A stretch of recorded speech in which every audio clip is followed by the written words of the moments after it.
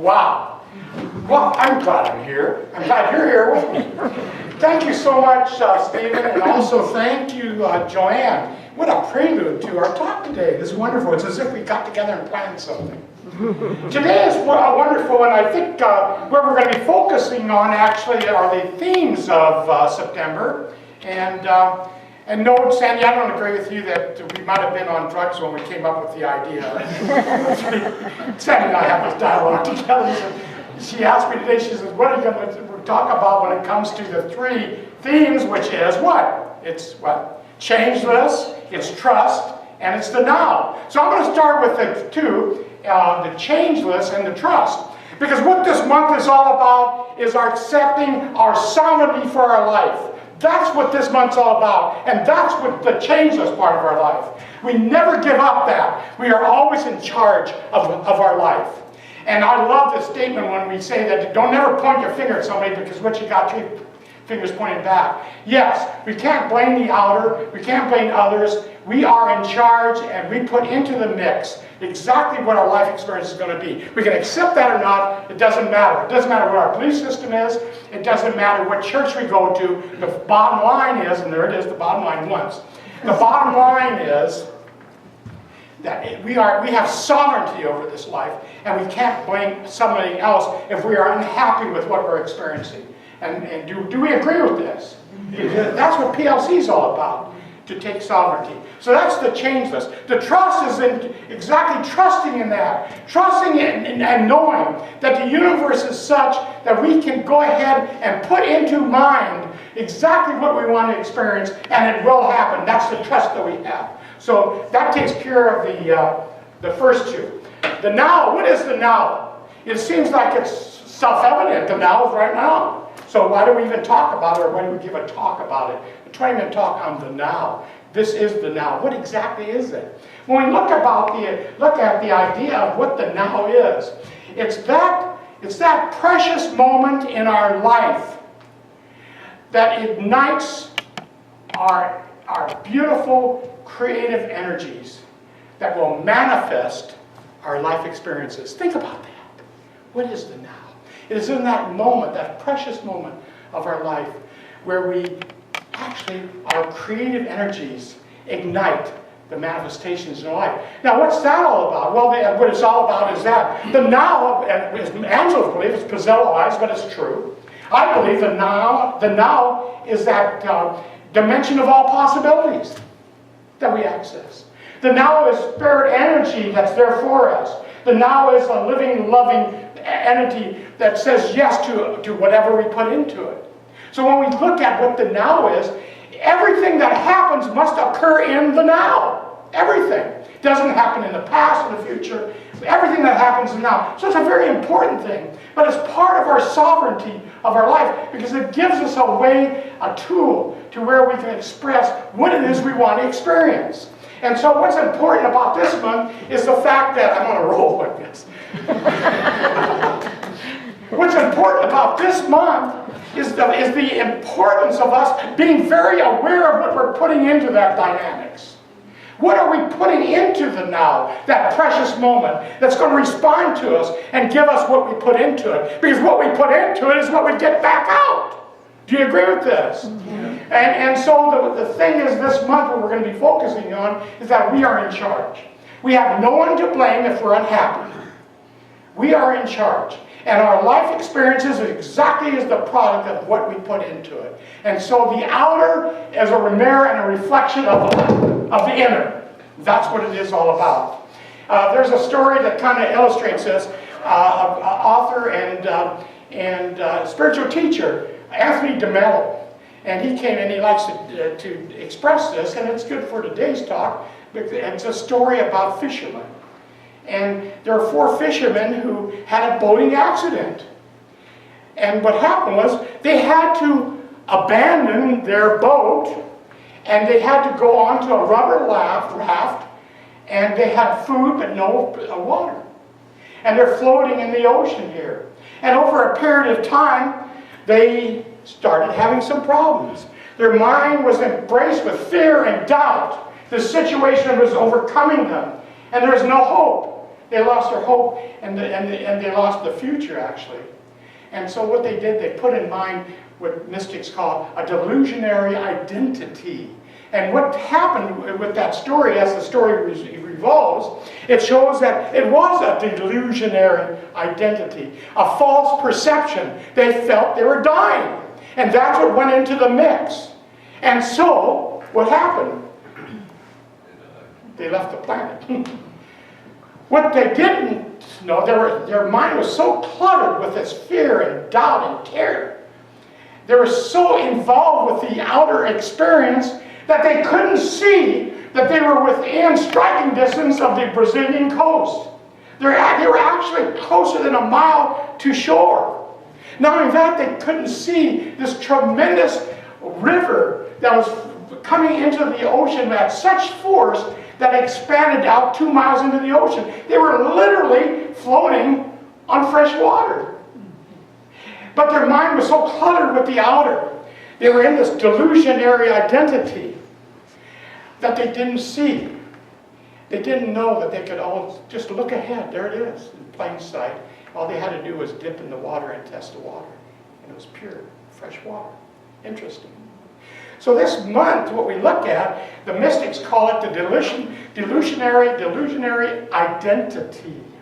And what that's all about, I believe, is that we have our mind that's filled with false ideas, false stories.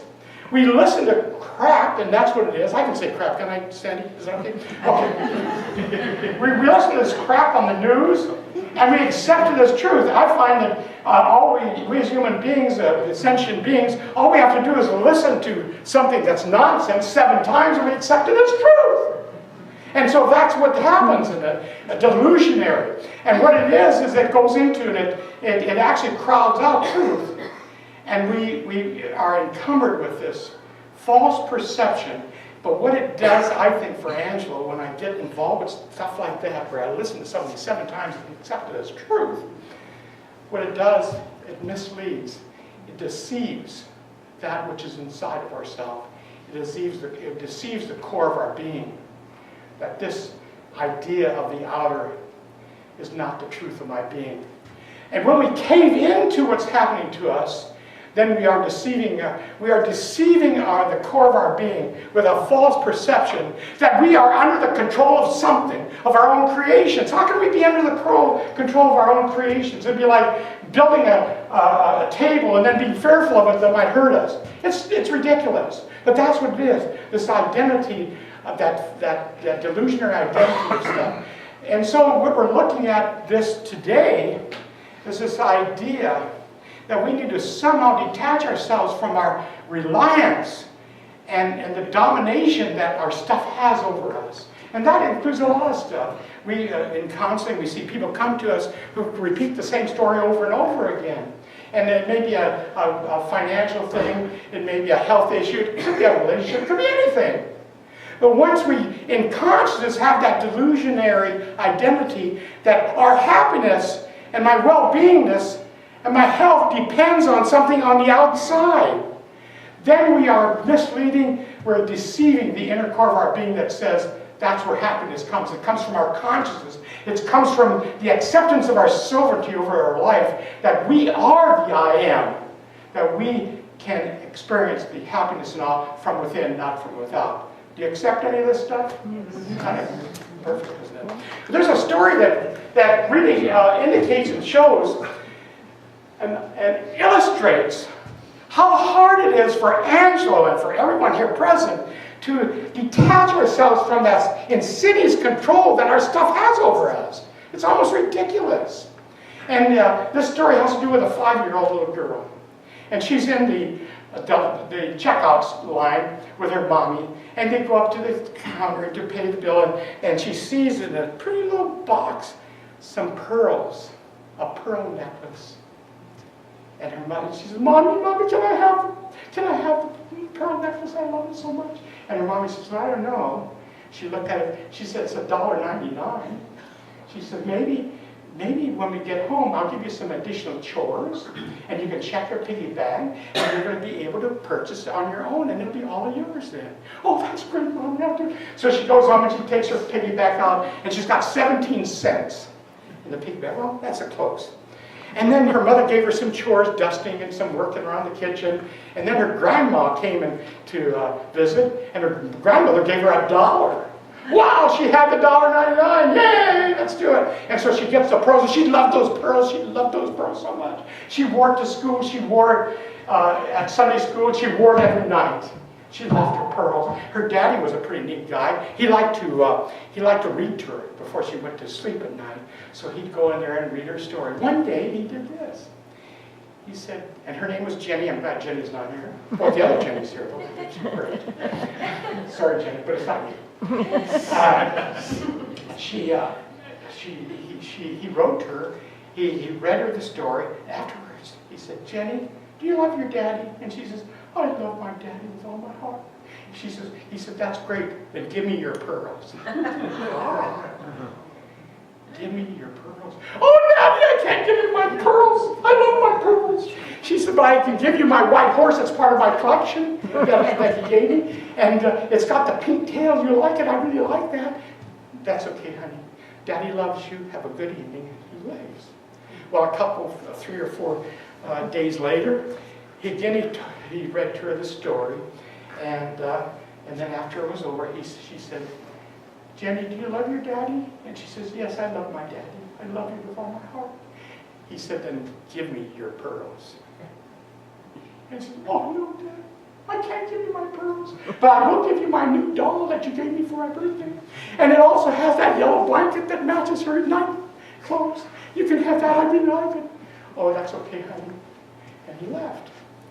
A few days later, he walks into the bedroom to go ahead and read a story, and she was different. She was sitting there in Indian style with her legs crossed, and he noticed that her lip was quivering, and there was a tear coming down. And he says, honey, what's happening, Jenny? Is everything okay? She didn't say a word. She reached out with her little hand and unlocked her fist, and there were the pearls, the dime store pearls. And she says, these are yours, Daddy. Well, he's there with tears in his eyes, and he took them with his one hand, and he reached into his pocket with his other hand, and he brought out a velvet case, and in it was genuine pearls, a treasure. Wow. And he handed it to her. So this story illustrates how hard it is for us to let go of the dime store pearls. And what I put together is that the dime store pearls is when we have something happening to us, and we allow it to take control of it. We can't let go of it. We're too blinded. We're blinded by this outer experience to where we don't reach in. We don't reach in and test the water. We don't reach in and take the treasure, the fresh water that's available to us, the genuine pearls, the genuine treasures. And so it is on that.